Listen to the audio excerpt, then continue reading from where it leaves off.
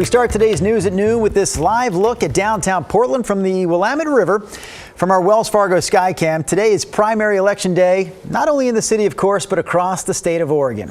Thanks for joining us this afternoon. I'm Drew Carney. In order to count, ballots have to be postmarked by today or delivered to a drop box by 8 o'clock tonight. Based on ballots that have already been turned in, voter turnout this year looks a little light compared to years past.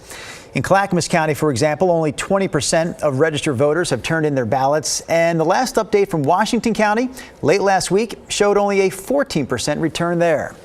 In Multnomah County, 18.3% of registered voters have cast their ballots so far, and there's a lot of big races on those ballots as well, including the one for Multnomah County District Attorney and 4 of the 5 county commissioner seats. Portland's new mayor and the 12 new city council seats won't be decided until the general election in November. We talked to some voters about what seems to be a lack of interest in the local primaries.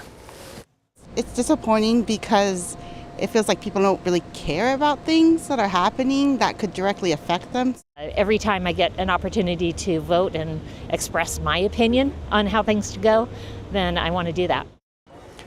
Election officials say turnout might be sluggish this time around because the presidential primaries have all been decided. KGW has you covered with election night results later tonight. Laurel Porter and David Malko are anchoring our coverage alongside local political analysts, breaking down all those results as they come in. That coverage will start at 7:45. You can watch it on channel 8.2 if you get our signal over an antenna, or on Comcast channel 308. We'll also stream the coverage on KGW Plus, the KGW YouTube channel, and on KGW.com. All right, before we check in with Rod in the Weather Center, a quick traffic alert. Delays are expected on several Portland bridges this week because a film crew is working downtown on a new Netflix movie called The Night Always Comes. So delays are expected today on the Morrison Bridge between 1 and 1:30, and then later this afternoon on the Broadway Bridge between 6 and 10:30. Tomorrow afternoon, delays are expected on the Burnside Bridge, again between 1 and 1:30.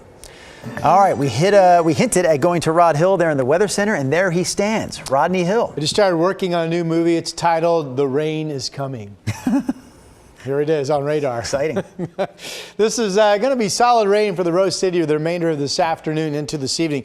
It's been mainly really light stuff. There's wind generally to only about 10 miles per hour outside, and it's been light enough that if you're going to be out, getting some work done or running around done, it's really not bad. There's been a couple of heavy rain pockets up in Astoria. There's one coming in southern Clatsop County, right about where 26 hits 101. But notice how Salem's just had a trace of rain so far, and it really hasn't been even barely a sprinkle once you get down into Albany. But all this will continue to push a little bit farther south, and the rain rates will eventually pick up somewhat as we get marching through the afternoon. The wet spot has been up in Astoria. You can see it's kind of foggy too with the rain coming down from the Astoria column. 54 is the temperature. They've had 13/100ths of an inch of rain at the airport up in Astoria. Here's Willamette Valley Vineyards down in Salem. The clouds are dark. There is some occasional light rain that is falling, but so far dry out in Hood River, where rain is expected to pick up through the gorge this afternoon. That's Cathedral Ridge Winery. And then here's that downtown shot with the raindrops falling in Portland. 54. Basically, with the rain coming down, temperatures won't budge. We'll be right there in the mid-50s for the remainder of this afternoon. Memorial Day weekend looks bright. We'll have that forecast for you coming up. All right, Rod, we'll check back in with you here in a few minutes. Right now, we want to get back to our local headlines this afternoon. Police are investigating a deadly shooting that happened overnight in southeast Portland. Officers responded to a call in the Hazelwood neighborhood just before 1:30 this morning near southeast 130th and Stark. That's where they found a man who had been shot several times. An ambulance took him to the hospital, where he later died. In Washington County, a judge convicted a drug dealer of manslaughter for selling a deadly dose of fentanyl to a 17-year-old in Hillsborough last year. A conviction like this for 21-year-old Yair Noriega, who we saw just a moment ago, is rare because prosecutors say Oregon law makes it very difficult for investigators to prove that a dealer is at fault. Noriega received a sentence of just over 6 years in prison. That's on top of a prior sentence he received of 13 months. A man accused of murdering his fiancée earlier this year is appearing in court today for a hearing that will determine whether or not he's fit to stand trial. Jeannie Enyart was found dead in the trunk of her car in Skamania County back in January. Yesterday, her friends and family held a march to shed light on domestic violence. KGW's Daisy Caballero was there. Justice for Jeannie! You can hear it loud and clear. Love should not hurt!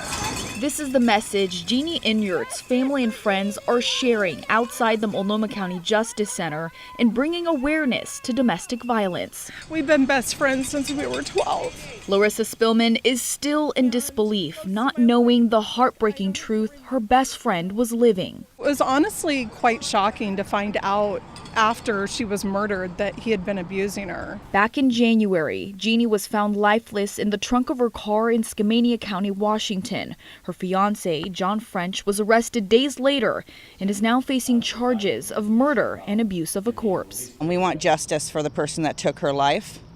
And we also want to spread awareness for domestic abuse and all the different forms of domestic abuse. Kristen Eddy is Jeannie's younger sister and started noticing signs that things were going right around December. So they reached out. She reassured us that everything was okay, but I think that's who Jeannie was. You know, I feel like she wanted whatever he was going through, she wanted to help him. Jeannie leaves behind her 3 siblings, 2 children, and a 6-month-old grandson, who they all considered her the glue of the family. No, I never thought that she would be in this position. You know, she was a loving mother for me and my sister for 20 years. Her son Antonio shares he lived with Jeannie and French about a month before her murder and called for a wellness check when she went missing. But unfortunately, it was too late. And for the family to hear about this and go through this is just, it's unreal. Justice for Jeannie! In downtown Portland, Daisy Caballero, KGW News. If you or someone you know needs help, there are domestic violence resources available 24/7, including the National Domestic Violence Hotline. That number is 800-799-7233. You can also text 88788. Police in Beaverton are asking for help to track down a man who's accused of attacking a woman's car and threatening to kill her, all while her kids were sitting in the back seat. KGW's Alma McCarty talked to the woman who says she's hoping somebody recognizes this man before he does this again to someone else. Along a 3-mile stretch of busy Beaverton Road. I was on the right-hand lane, changing to the left-hand lane, and that's when the guy, I think, felt like I cut him off. This disagreement intensified. Yelling and screaming at me, cussing at me, just telling me to watch my blind spot. At first I thought it was just a road rage incident that was like, okay, screaming and it'll be the end of it. But then it got worse. The driver, who requested we not identify her out of concern for her safety, says verbal threats from the man on his motorcycle turned physical. He started attacking and hitting my car, kicking it, punching it.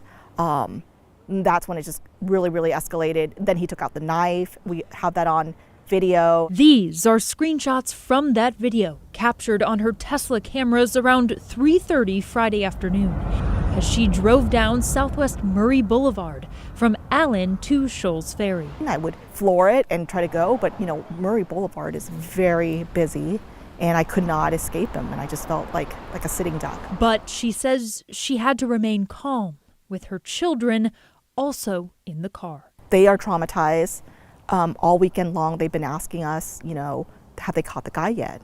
And I want to say yes, but we just need the public's help in finding who he is. Beaverton police enlisting the help of the public too for what they call criminal behavior. And at one point, as she tries to drive away, he actually pulls out a knife and mentions that he's going to try and kill her.